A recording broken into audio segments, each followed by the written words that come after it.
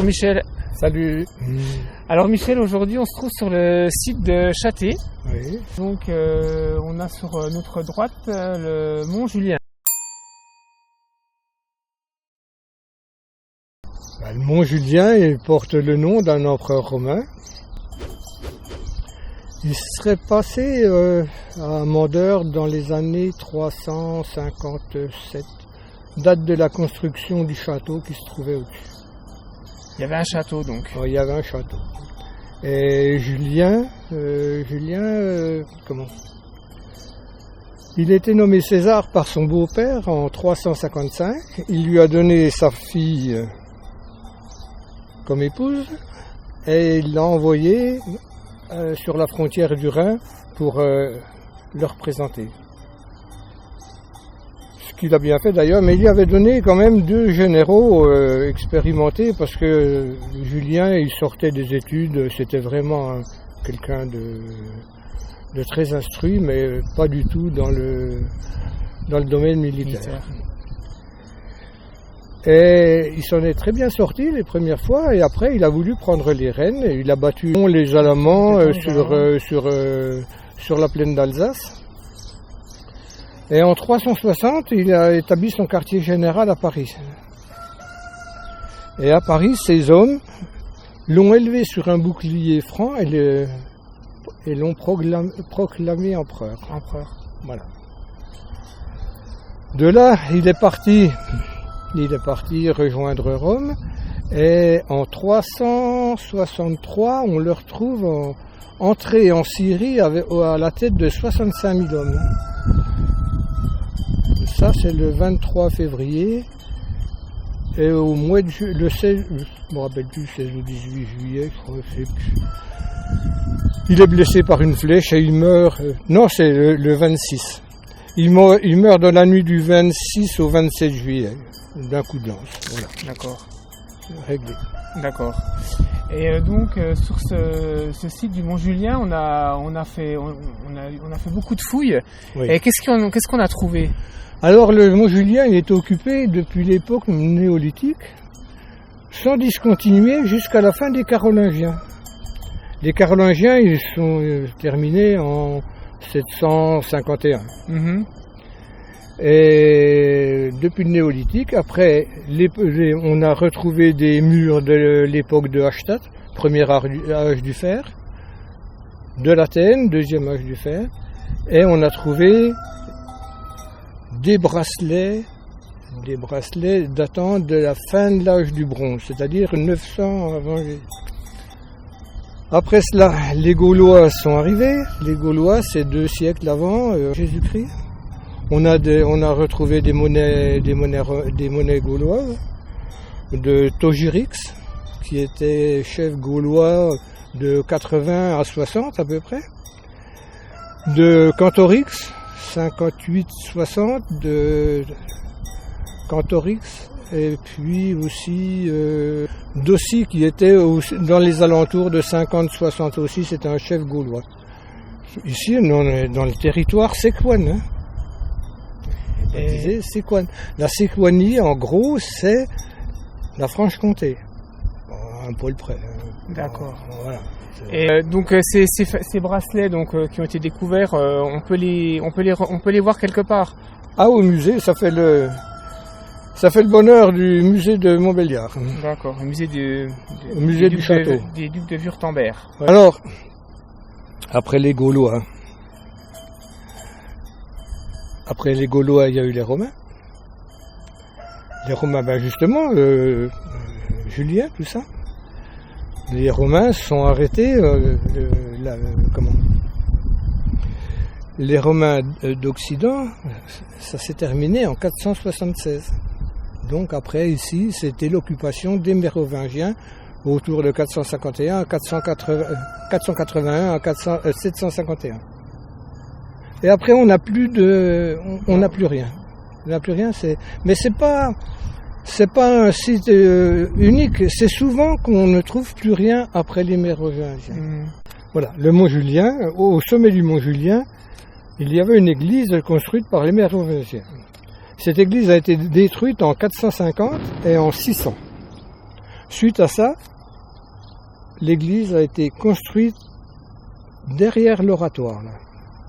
Juste derrière l'oratoire. Alors évidemment, en gros, à la place de l'oratoire, si on veut. Bon, alors évidemment, elle n'existe plus. Hein, elle n'existe plus. Voilà. Elle a été obsolète vu la population qui venait de Pont-de-Roide et des alentours. Elle était trop petite.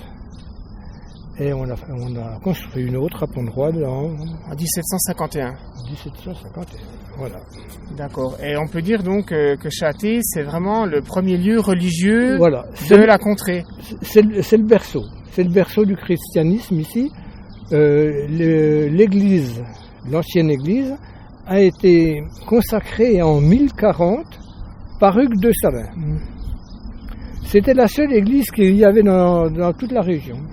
C'est-à-dire que les gens venaient à la messe depuis Saint-Hippolyte, d'Amblin, Mathé, tout ça. C'était la seule église. D'accord. Voilà. Et quand elle s'est trouvée trop petite, en 1751, hein, c'est ça? Oui. On a descendu la Pietà et le bénitier aux armes des Neuchâtel. Dans l'église à Pont-de-Roide. Ouais. Le bénitier est toujours dans l'église de Pont-de-Roide. Dans l'église actuelle. Oui, dans l'église actuelle. Ouais.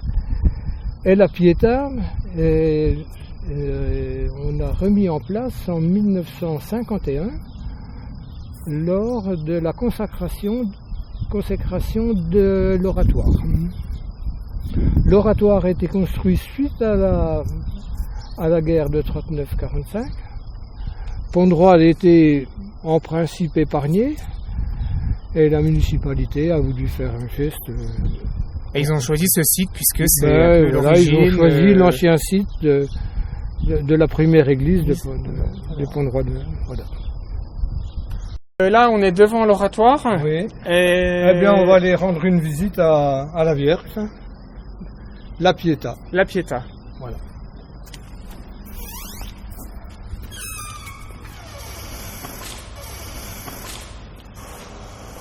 Voilà. Alors, la Pietà, elle date du 14e. Elle est en bois, c'est ça? Elle est en bois. D'accord. Bois peint? Oui. D'accord. Donc elle se trouvait dans l'ancienne église? Non, elle est descendue. Oui, elle était dans l'ancienne église, vraiment l'ancienne, celle qui était ici. On l'a descendue à Pont-de-Roide vers 1750, 51, et on l'a remontée en 1951. 200 ans après. 200 ans après. Par contre, le bénitier est toujours par l'église à Pont-de-Roide aux armes des Neuchâtel. Il était trop lourd pour... Oui, c'est un bénitier en bronze, aux armes des Neuchâtel. Alors, Michel, on est toujours à Pont-de-Roide-Vermondans. Oui. Et cet après-midi, en fait, on se dirige vers les abris de Rochedanne. Oui. Rochedanne, oui. Ça vient de où ce nom? Alors, le nom de Rochedanne vient de la déesse romaine de la chasse, Diane. Rochedanne. D'accord. Voilà. Le hameau qui est situé derrière porte le nom aussi de Rochedanne. Et donc, il y avait... Alors, est-ce qu'on sait à peu près à quelle époque on a découvert cet abri?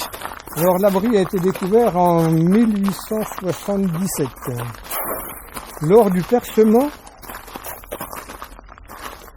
du rocher pour la voie ferrée. Ah, on peut peut-être demander à notre caméraman de filmer justement les rochers. Oui, il faudra le filmer de l'autre côté.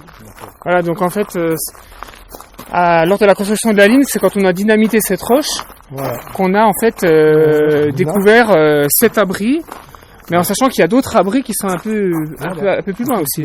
Voilà. D'accord.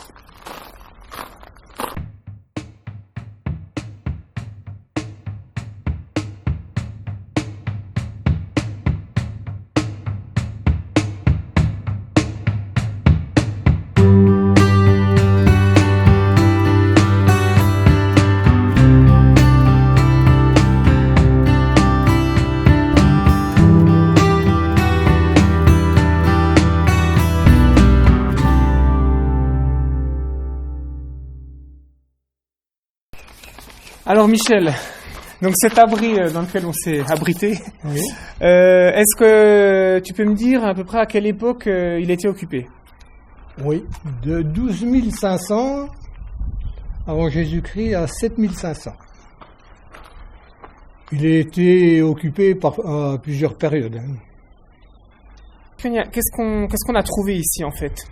Alors comme je le disais, quand on l'a trouvé en 1877 lors des travaux du chemin de fer, on a trouvé des grattoirs, des harpons, des aiguilles, des burins de toutes sortes, et 122 galets peints et 77 galets gravés. Ces fameux galets, est-ce que vous pouvez m'en dire un petit peu plus? Oui, des galets peints et des galets gravés. 122 galets peints et 77 galets gravés. Les gravures ne sont que des traits parallèles, pas très profonds. Et les galets peints sont peints de couleur ocre à l'oxyde de fer. Ils étaient peints avec certainement des tampons fourrure ou des choses comme ça. D'accord. Voilà. Et ces galets, on peut les voir quelque part Les galets sont visibles au musée archéologique de Montbéliard, D'accord. du château. Alors, les galets sont dans la période asilienne, c'est-à-dire de 9500 à 7500. Le nom d'Asilien vient d'un petit pays qui s'appelle le Mas d'Asile, en Ariège. C'est un site important archéologique, et là ils ont trouvé les mêmes galets que nous, bien avant, et c'est là qu'on a déterminé, on a dit, on appelle ça l'art asilien. Voilà.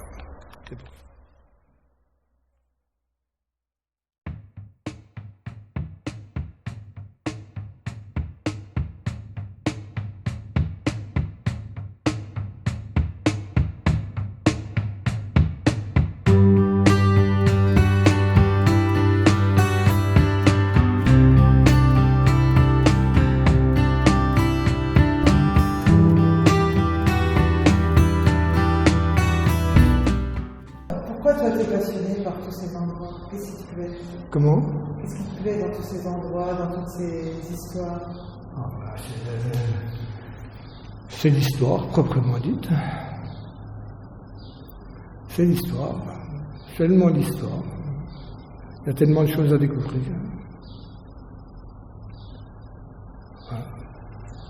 Voilà, oui, les traces sont restées vides.